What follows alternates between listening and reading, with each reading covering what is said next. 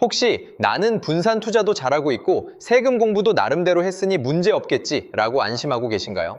하지만 장담컨대 이 영상을 끝까지 보고 나면 여러분 중 90%는 내 계좌가 이래서 녹아내리고 있었구나 라며 뒤통수를 맞은 기분이 드실 겁니다.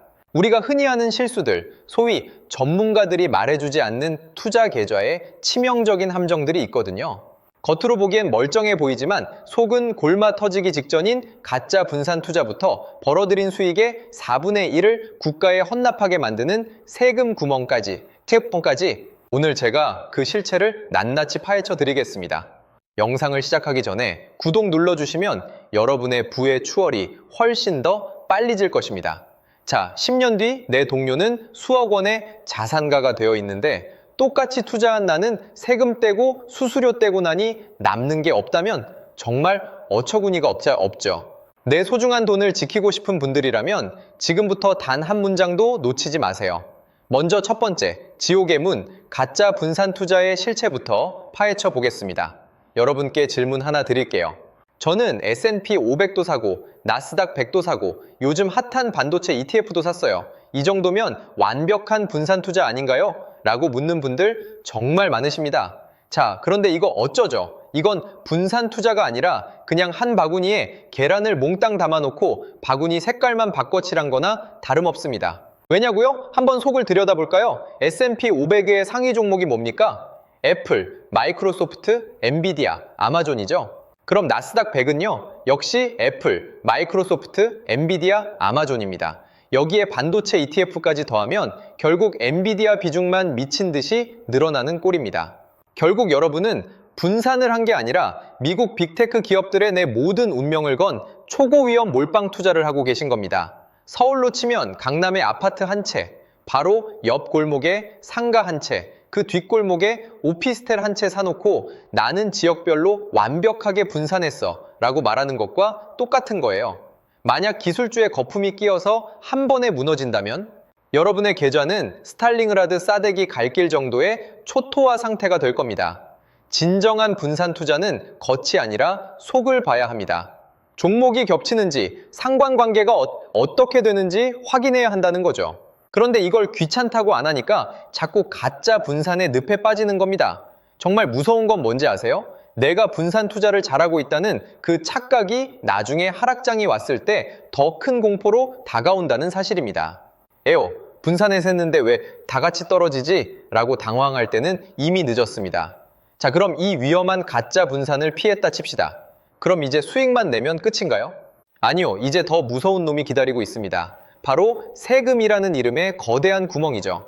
여러분, 일반 계좌에서 해외 주식이나 ETF 투자해서 수익 나면 세금 얼마 내는지 아세요? 수익의 무려 22%입니다.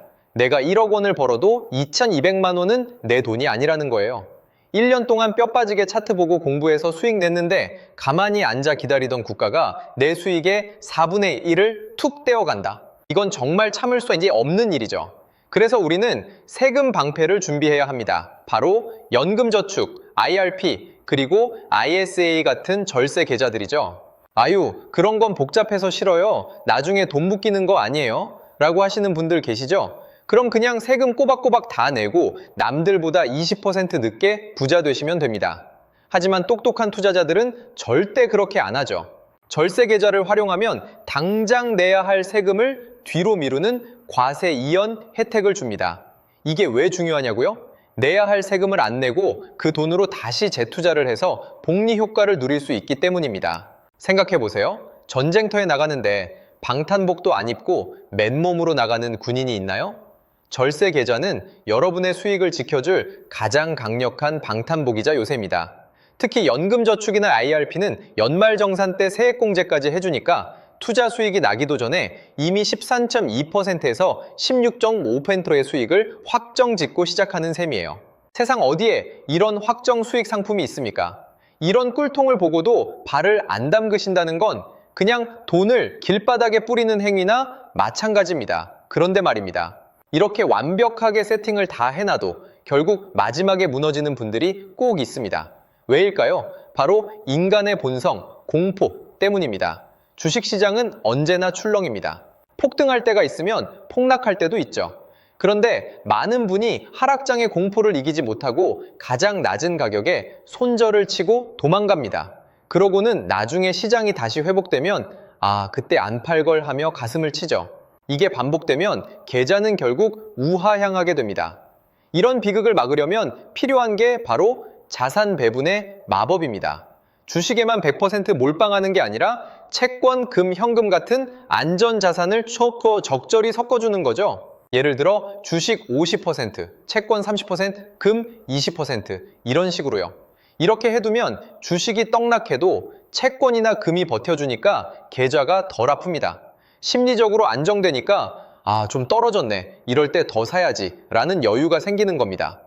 그러면 수익률이 너무 낮아지는 거 아니에요? 한 방에 벌어야죠 라고 하시는 분들 잘 들으세요.